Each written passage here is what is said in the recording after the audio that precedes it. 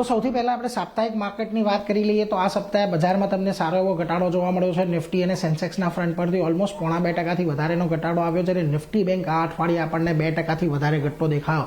પરંતુ mid cap અને small કેપની વાત કરીએ તો 3% વધારેનો ઘટાડો અહીંયા ખાસ કરીને આપણને આવતો જોવા મળ્યો છે. એટલે સાપ્તાહિક ધોરણે બજાર આપણને ખાસું એવું નબળું થતું જોવા મળ્યું છે.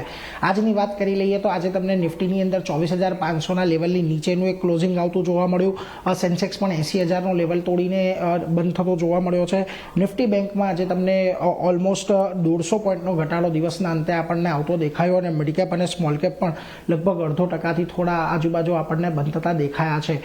ખાસ કરીને સેક્ટરની વાત કરી લઈએ આજના દિવસે તો જુઓ અહીંયા તમને કેપિટલ માર્કેટ શેર્સની અંદર એક સારો એવો ઘટાડો જોવા મળ્યો. આ ઉપરાંત રિયલ્ટી, ઓઇલ એન્ડ ગેસ અને આઈટીમાં પણ આજના દિવસે આપણને દબાણ જોવા મળ્યું છે.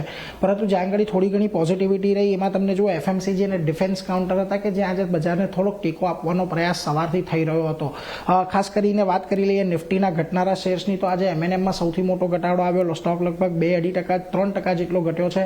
રિલાયન્સની એજીએમ બાદ પણ આજે આપણને 2%નો ઘટાડો અહીંયા જોવા મળ્યો. તો આ ઉપરાંત ઇન્ફોસિસ અને અપોલો હોસ્પિટલ નિફ્ટીના ફ્રન્ટ પરથી ઘટતા દેખાયા. જ્યાં આગળ તેજી આવતી જોવા મળી ત્યાં આગળ આઈટીસીનું કાઉન્ટર હતું. ઓલમોસ્ટ અહીંયા તમને 2%ની તેજી આવતી દેખાય. આ ઉપરાંત શ્રીરામ ફાઇનાન્સમાં ગઈકાલની તેજી બાદ આજે ફરી ખરીદદારી આવી. બીઈએલ અને એશિયન પેઇન્ટ પણ આજે પોઝિટિવિટી સાથે બંધ થતા જોવા મળ્યા છે.